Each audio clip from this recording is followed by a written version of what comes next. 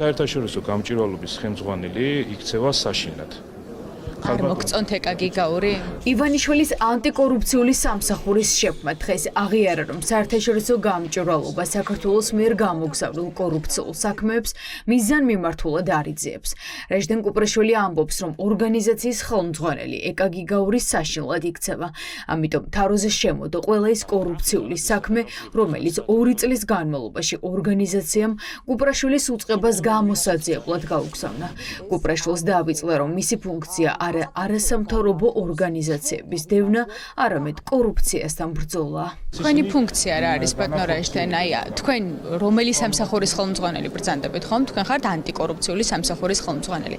როდესაც ასეთი მონაცემები არის ძალიან საჯარო და არ რეაგირებთ ამაზე, რა პასუხი შეიძლება გქონდეთ? ეკაგიგაური არ მოგწონთ და იმიტომ არ იწყებთ ამ კონკრეტულ ფაქტებზე გამოძიებას თუ რომ ის იქცევა საშინლად, ეს არის შემაშფოთებელი, როცა ფაქტები გაქვთ, რატომ არ იწყებთ გამოძიებას? თქვენი ფუნქცია კორუფციასთან ბრძოლა არის თუ სამოქალაქო საზოგადოების დევნა? ბატონო რაჟდენ, შეიძლება გერევათ ეს ორი რამ ერთმანეთს? უნდა აღშფოთდეს და ამავდროულად დონორ ორგანიზაციებს მოუწოდებ სად იხარჯება მათი თანხები და რა ორგანიზაციებს ანდობენ სხვადასხვა პროექტების განხორციელებას, უფრო მეტად უნდა დაფიქრდეთ. მას შემდეგ, რაც რაჟდენ კუპრაშვილი კობახიძემ ანტიკორუფციული სამსახურის ხელმძღვანელად დანიშნა, გამჭვირვალობა საქართველოს 74 სხვადასხვა მოქმედი და ყოფილი ოცნების ჩინოვნიკის სავარაუდო კორუფციის საქმეები კუპრაშვილის უწყებას გამოსაძიებლად გადასცა.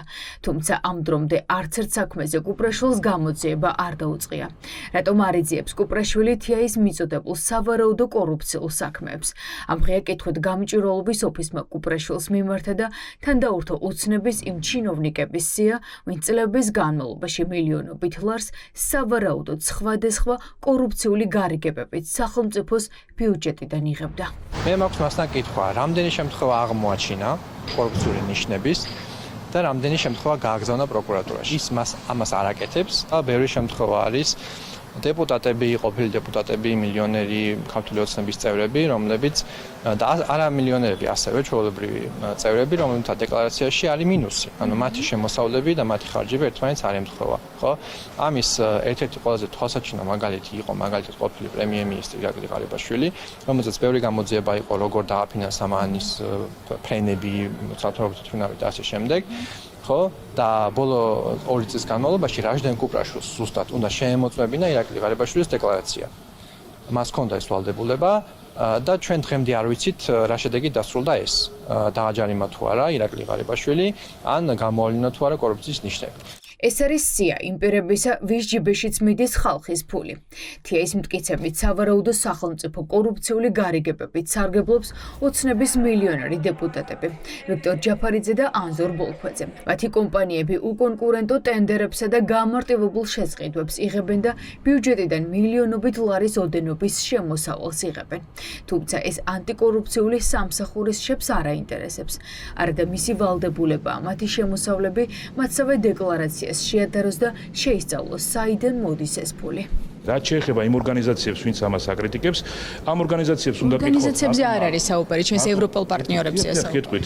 ამ ორგანიზაციებს უნდა კითხოთ, რატომ აქვს შეფარული საქმიანობა, ამ ორგანიზაციებს უნდა კითხოთ, ევროკავშირს აქვს შეფარული საქმიანობა საქართველოში. მიპასუხეთ თუ შეიძლება. რაჟდენ კუპრაშვილი დევნის არასამთავრობო ორგანიზაციებს, ვინც კორუფციას ებრძვის, თავად კი კორუფციასთან ბრძოლას არ აპირებს. მის ხელშია ეგრეთ წოდებული გრანტების კანონის აღსრულების მონიტორინგიც. კუპრაშვილმა აღიარა, რომ ეს კანონის საჭიროა იმისთვის, რომ დაადგინონ, ვისი დაფინანსებით ყიდულობენ ორგანიზაციები აქციების დროს თავდასაცავ საშუალებებს, ჩაფხუტებს პირბადებსა და აერწინაღებს. მათ უკან კი ევროკავშირის ფარულ საქმიანობას ხედავს. ევროკავშირს აქვს შეფარული საქმიანობა საქართველოში. ისინი ყიდულობენ ბანერებს რამოდენიმე 100,000 დოლარით.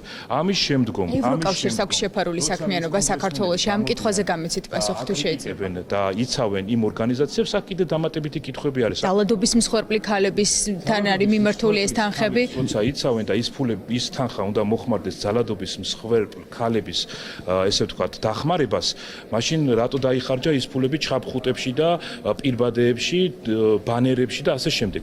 ისმის კითხვა, საიდან იცის რაჟდენ კუპრაშვილმა რას ყიდულობენ არასამთავრობო ორგანიზაციები დონორების დაფინანსებული ფულით. ხარჯებისა და ფინანსების შესახებ კუპრაშვილისთვის დოკუმენტაცია NGO-ებს არ მიუწოდებიათ. ამიტომ საინტერესო საინტერესოა საიდან ფლობს ამ ინფორმაციას და რატომ არის პრობლემა თავდასაცავი საშუალებების შეძენა.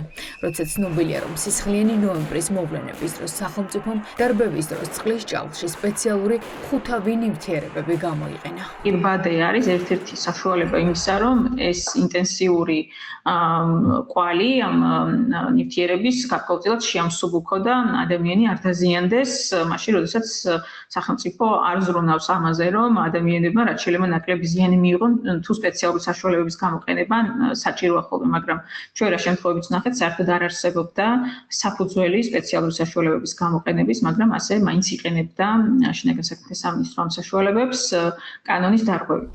ხალხის დახმარების შემზღუდავი კანონი უკვე ძალაშია, თუმცა საინფორმაციო შეხვედრა რაჟდენ კუპრაშვილმა მხოლოდ დღეს გამართა. ამ დარბაზში მხოლოდ ის ორგანიზაციები იმყოფებოდნენ, ვინც ხელისუფლების მიმართ ლოიალურები არიან და ეგრეთ წოდებული გრანტების კანონშიც პრობლემას ვერ ხედავენ.